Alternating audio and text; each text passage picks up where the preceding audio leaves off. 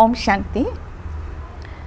Breast feeding awareness week के अंतर्गत एक बहुत महत्वपूर्ण विषय जिसे कि एक्सप्रेस्ड ब्रेस्ट मिल्क कहा जाता है, आज उसके बारे में हम सुनेंगे। ये एक्सप्रेस्ड ब्रेस्ट मिल्क होता क्या है? ब्रेस्ट मिल्क को स्क्वीज़ करके निकालना, आवश्यकता पड़ने पर उसका स्टोर करना या भंडारण करना फ्रिज में, या अगर बच्चा दूर है तो उसको पहुंचाना।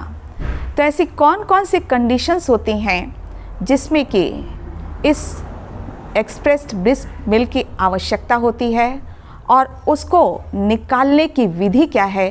तो आज हमारे सामने पुनः डॉक्टर निशा साहू हैं जो कि इस प्रश्न का जवाब देंगी और विधि भी बतलाएंगे। ओम शांति। आज मैं आपको एक्सप्रेस्ड ब्रेस्ट मिल्क के बारे में बताने जा रही हूँ। एक्सप्रेस्ड ब्रेस्ट मिल्क मतलब EBM। ये क्यों ज़रूरी होता है? यह इसलिए ज़रूरी होता है कि आपके दूध के उत्पादन को इनिशिएट करने के लिए और साथ ही साथ जो दूध बन रहा है उसकी कंटिन्यूटी बनी रहे, इसलिए EBM बहुत ज़रूरी होता है। अब EBM किन किन परिस्थितियों में किया जाता है, अर्थात आपको कब कब ऐसी ज़रूरतें होती हैं कि आपको ब्रेस्ट से दूध निकालना पड़ता है।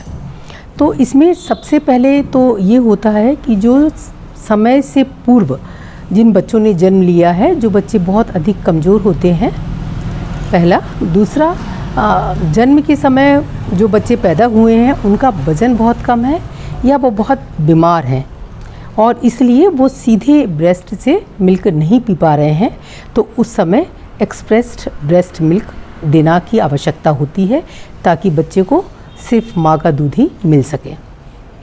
एक और अन्य कंडीशन होती है कि जब कामकाजी महिलाएं होती हैं और वो लंबे समय के लिए घर से बाहर जाती हैं, और जैसा कि आप सबको पता है कि 6 माह तक सिर्फ और सिर्फ माँ का दूध ही देना है, तो ऐसे में माँ अगर काम पे जा रही है तो माँ का दूध बच्चे को हर 2-3 घंटे में कैसे मिले? तो इस कंडीशन में भी माँ अपने ऑफिस जाने के पहले ब्रेस्ट से मिल्क निकालकर उसे स्टोर करके रख सकती है, और फिर जो भी अटेंडेंट बच्चे को देख रहा है, जो उस बच्चे की केयर कर रहा है, वो हर 3 घंटे में 2 घंटे में बच्चे को ये दूध दे सकता है ताकि बच्चे को 6 माह तक सिर्फ और सिर्फ माँ का दूध ही मिले।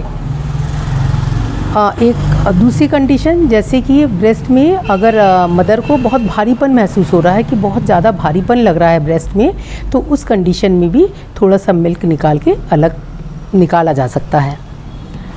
जैसे कि आपको पहले भी बताया कि एंगॉर्जमेंट ऑफ ब्रेस्ट मतलब जब ब्रेस्ट में आवश्यकता से अधिक मिल्क आ गया है और ब्रेस्ट इतना टेंस हो गया है कि बच्चा उसको ठीक से पकड़ नहीं पा रहा है, उसकी लैचिंग जो प्रक्रिया है वो अच्छे से नहीं हो पा रही है, उस स्थिति में भी हम थोड़ा सा दूध निकाल देते हैं ब्रेस्ट से, और जब ब्रेस्ट सॉफ्ट हो जाता है तो बच्चा सीधे ब्रेस्ट से दूध पीने लगता है। एक और कंडीशन कि कई बार ऐसी आवश्यकता होती है कि माँ बहुत अधिक बीमार है और वो अपने बच्चे को फीड नहीं कर पा रही है, तो कई बार एक दूसरी माँ, दूसरी लैक्टेटिंग मदर भी चाहे तो उसके बच्चे को फीड करवा सकती है, तो उस कंडीशन में भी एक्सप्रेस ब्रेस्ट मिल्क दिया जा सकता है। तो ये सारी कंडीशंस हुई जब एक्सप्रेस ब्रेस्ट मिल्क देने की आवश्यकता पड़ती है, और ये बहुत ज़रूरी होता है। किसी भी कारणवश अगर माँ ने बच्चे को दूध पिलाना बंद कर दिया तो दूध बनाने की प्रक्रिया, जैसे कि आपको पहले बताई गई है कि दूध बनाने के लिए क्या क्या ज़रूरी होता है। दूध का बच्चे का चूसना ज़रूरी होता है और फिर ब्रेस्ट का खाली होना ज़रूरी होता है। अगर माँ बच्चे को दूध नहीं पिला पा रही है और ब्रेस्ट खाली नहीं हो पा रहा है तो दूध बनने की प्रक्रिया ऑटोमेटिकली स्लो पड़ जाएगी, इसलिए ब्रेस्ट मिल्क को निकालना कई बार बहुत आवश्यक हो जाता है। अब मैं आपको बताना चाहूँगी कि आप किस तरह से ब्रेस्ट मिल्क को निकालें। ब्रेस्ट मिल्क निकालने के 2 तरीके होते हैं, एक मैनुअल होता है और दूसरा एक पंप के द्वारा होता है। लेकिन बहुत अच्छा होता है कि अगर मैनुअल इसको निकाला जाए, मतलब आप खुद, माँ खुद अपने ब्रेस्ट से अपने मिल्क को बाहर निकाले। ये प्रक्रिया बहुत ही सिंपल होती है, बस इसमें एक छोटी सी तकनीकी होती है। अगर माँ उसको सीख जाती है तो किसी भी तरह से उसको निकालने में तकलीफ़ नहीं होती है। तो आइए हम बात करते हैं कि ब्रेस्ट से किस तरह मिल्क निकाला जाए और फिर इस मिल्क को किस तरह से स्टोर किया जाए। तो सबसे पहले हम 4 चरण में इसकी बात करेंगे। पहला चरण है कि उस बर्तन की, कंटेनर की तैयारी करके रखना जिसमें कि माँ को मिल्क निकालना है।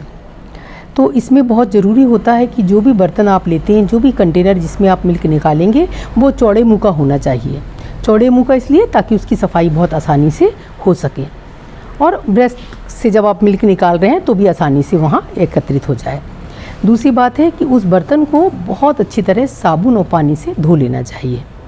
माँ चाहे तो ये दोनों स्टेप्स पहले से करके रख सकती है।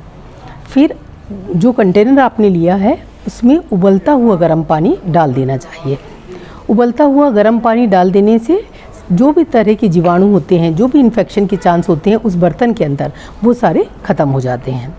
और फिर चौथा चरण होता है कि इस बर्तन को जब आप ब्रेस्ट मिल्क से निकालने लगें, ठीक उसी समय इस गर्म पानी को इस बर्तन में से अलग करें। या बर्तन को आपने पूरा गर्म पानी में डुबो के रखा है तो जस्ट निकालने के पहले ही उस बर्तन को वहाँ से उस बड़े कंटेनर में से निकालें। ये हो गया पहला स्टेप। अब दूसरा भी एक बहुत इम्पॉर्टेंट स्टेप होता है कि ब्रेस्ट की मसाज करना। अब ब्रेस्ट की सिंपल मसाज करना दूध निकालने की प्रक्रिया में बहुत अधिक सहायक होती है।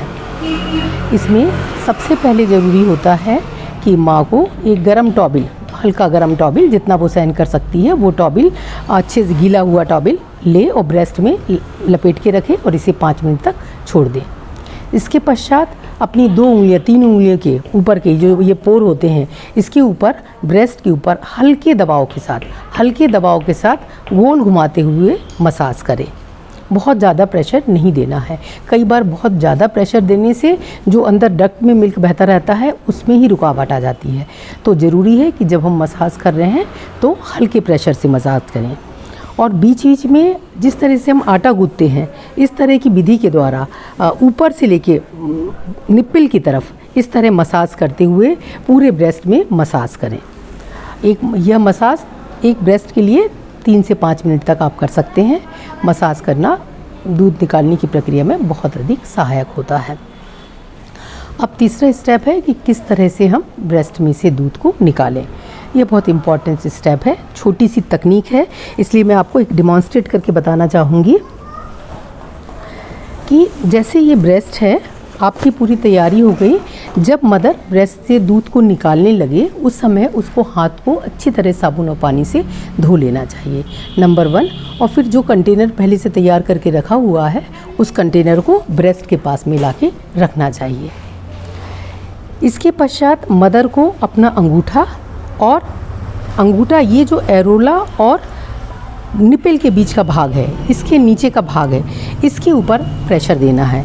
तो अंगूठे को और इंडेक्स फिंगर को इस तरह दोनों तरफ रखें। एक तरफ अंगूठा रखें, उसके विपरीत दिशा में पहली उंगली रखें और बाकी की उंगलियों से ब्रेस्ट को सपोर्ट दें। ये एक प्रक्रिया हो गई। अब इसके बाद दूसरा स्टेप है, ये अंगूठे को और पहली वाली उंगली को, इस दोनों को पीछे ब्रेस्ट की तरफ दबाना है। पहले पीछे की तरफ दबाना है। जब पीछे की तरफ दबा लिया, अब पूरे ब्रेस्ट को, एरोला को और निप्पल को सामने की ओर दबाना है। पीछे सामने। जब हम बार बार इस प्रक्रिया को दोहराते हैं तो फिर मिल्क का टपकना शुरू हो जाता है और फिर धीरे धीरे मिल्क आना शुरू हो जाता है। यहाँ यह ज़रूरी होता है कि आपका प्रेशर कहाँ पर है। अगर आप निप्पल को खींच रहे हैं या उसको घुमा रहे हैं तो यह मिल्क निकालने में बिल्कुल भी सहायक नहीं है। ज़रूरी है कि एरोला के ऊपर, कई बार लैक्टेटिंग मदर एरोला के ऊपर जो साइनसेस हैं, इसकी एरोला के नीचे जो साइनसेस हैं, वो साइनसेस में ही मिल्क इकट्ठा है और अगर हम इस साइनस को दबाएंगे तो मिल्क का फ्लो आना शुरू हो जाएगा। कई बार लैक्टेटिंग मदर इन साइनसेस को फील कर सकती है कि ये जो काला वाला पोर्शन होता है इसके ऊपर दाने दाने दिखाई देने लगते हैं। और अगर मदर दोनों हाथों को रख के ब्रेस्ट को सपोर्ट करके पीछे की तरफ दबाने के बाद उस साइनसेस को सामने की तरफ थोड़ा सा ऐसे दबाएगी तो यहाँ से मिल्क बहुत आसानी से आना शुरू हो जाता है। इस प्रक्रिया को हम जारी रखें। फिर एक तरफ जब इधर से दूध आना थोड़ा कम हो गया तो हम इस साइड से करें, फिर इधर से करें और फिर इस तरफ से करें। मतलब ब्रेस्ट के चारों तरफ इस तरह प्रेशर देते हुए सुनिश्चित कर लें कि ब्रेस्ट के हर भाग में से मिल्क आ गया है कि नहीं। हो सकता है कि शुरू में मिल्क आने में कुछ दिक्कत हो रही हो, बूंद बूंद आ रहा हो, लेकिन वो बहुत ही जल्दी एक फ्लो में आने लगता है और कंटेनर के ऊपर इकट्ठा हो जाता है। इसमें कुछ चीज़ों की सावधानी बहुत आवश्यक होती है। जैसे पहली बात है कि अंगूठे और उंगली से ब्रेस्ट की जो स्किन है इसको रगड़ना या मसलना नहीं है, नहीं तो इससे माँ को तकलीफ़ होगी। दूसरी सावधानी ये है कि जो ये प्रक्रिया आप कर रहे हैं इसमें माँ को किसी भी तरह की तकलीफ़ नहीं होनी चाहिए। अगर माँ को किसी भी तरह की तकलीफ़ हो रही है या दर्द हो रहा है तो इसका मतलब है कि यह जो तकनीकी है ये सही नहीं है। जो वो प्रेशर दे रही है वो थोड़ा गलत प्रेशर दे रही है, उसको फिर से इसको करेक्शन करना ज़रूरी होगा। तीसरी इम्पॉर्टेंट चीज़ है कि निपल को खींचना या दबाना नहीं है। इसको करने से कोई भी मिल्क निकलने में सहायता नहीं होगी। इस तरह एक ब्रेस्ट से 3 से 5 मिनट तक दूध निकाला जा सकता है, या जब तक दूध आने की रफ्तार कम ना हो जाए तब तक एक ब्रेस्ट से दूध निकालते हैं, फिर इसके बाद दूसरे ब्रेस्ट से दूध निकालते हैं और इस प्रक्रिया को जारी रखते हैं।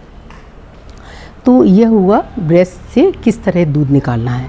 छोटी सी तकनीक है। अगर आपको ज़्यादा दिक्कत हो रही है तो आप किसी हेल्थ केयर प्रोवाइडर के सुपरविज़न में पहली बार ये प्रक्रिया को सीख सकते हैं और फिर आसानी से इस प्रक्रिया को हम पूरा कर सकते हैं। अब एक और इम्पॉर्टेंट बात आई कि जो हमने मिल्क निकाला है इस मिल्क को हम स्टोर किस तरह करें। मिल्क निकाल लिया तो ये अपनी माँ अपने बच्चे को कब तक पिला सकती है, जो भी कोई घर में है वो बच्चे को कब तक पिला सकता है। तो अगर यह निकला हुआ मिल्क EBM जिस बर्तन में रखा है उस बर्तन को अच्छी तरह से ढक्कन लगा के रख दें, ये बहुत ज़रूरी होता है, ढक के रख दें। दूसरा, इसको रूम टेम्परेचर पर 8 घंटे तक रखा रह सकता है, सुरक्षित रखा रह सकता है। 8 घंटे के अंदर तक मदर उसको पिला सकती है। अगर आपने इसको रेफ्रिजरेटर में रखा है तो आप इसको 24 घंटे तक दे सकते हैं। और अगर डीप फ्रीज़र जहाँ का टेम्परेचर -20 डिग्री होता है तो वहाँ पर यह EBM मिल्क 3 माह तक दिया जा सकता है। तो रूम टेम्परेचर पर 8 घंटे, फ्रिज में 24 घंटे और डीप फ्रीज़र पे जहाँ -20 डिग्री टेम्परेचर है वहाँ 3 महीने तक इस ब्रेस्ट मिल्क को रखा जा सकता है। यह ब्रेस्ट मिल्क जानवरों के मिल्क की अपेक्षा अधिक सुरक्षित होता है, क्योंकि इसमें बहुत सारे मदर के दूध में बहुत सारे तत्व ऐसे होते हैं जो उसको ख़राब होने से बचाते हैं, उसमें इन्फेक्शन जल्दी लगने से बचाते हैं। अब जब आपने इस दूध को निकाला तो आप बच्चे को कैसे पिलाएंगे, पिलाने की प्रक्रिया क्या रहेगी। तो पिलाने की प्रक्रिया है कि अगर रूम टेम्परेचर पे आपने रखा है तो आप उसको ऐसे ही दे सकते हैं। फ्रिज में रखा है और दूध बहुत ठंडा है तो एकदम ठंडा दूध बच्चे को ना दीजिए। आप उस कंटेनर को जिसमें मिल्क रखा हुआ है उसको किसी बड़े कंटेनर में जिसमें कुनकुना पानी भरा हुआ है उसके ऊपर डुबो के रखें और उसको थोड़ा हिलाते रहें, या किसी बहुत साफ़ चम्मच वगैरह से दूध को ज़रूर अंदर से हिलाएं, क्योंकि जब हम स्टोर करके रखते हैं तो उसमें फ़ैट के बबल्स आ जाते हैं और जब हम मिलाते हैं तो ये जो फ़ैट बबल्स होते हैं ये अच्छी तरह से दूध में मिक्स हो जाते हैं। ब्रेस्ट मिल्क को उबालना या माइक्रोवेव नहीं करना चाहिए। पिघले हुए दूध को फिर से फ्रिज पर नहीं रखना चाहिए। और जब भी हम अब बच्चे को दूध पिलाते हैं तो हमारी पूरी कोशिश होनी चाहिए कि बच्चे को हम कटोरी चम्मच से या कप से पिलाएं, या पलाड़ी से, पलाड़ी एक चोंच जैसी होती है, चम्मच ही होती है जिसमें सामने की तरफ चोंच बनी रहती है, उससे पिलाएं। लेकिन पूरी कोशिश करें कि बॉटल से फीडिंग ना दें। तो ये है EBM जो आपके दूध बनने की प्रक्रिया को पुनः पूरी तरह सुरक्षित रखता है। ओम शांति।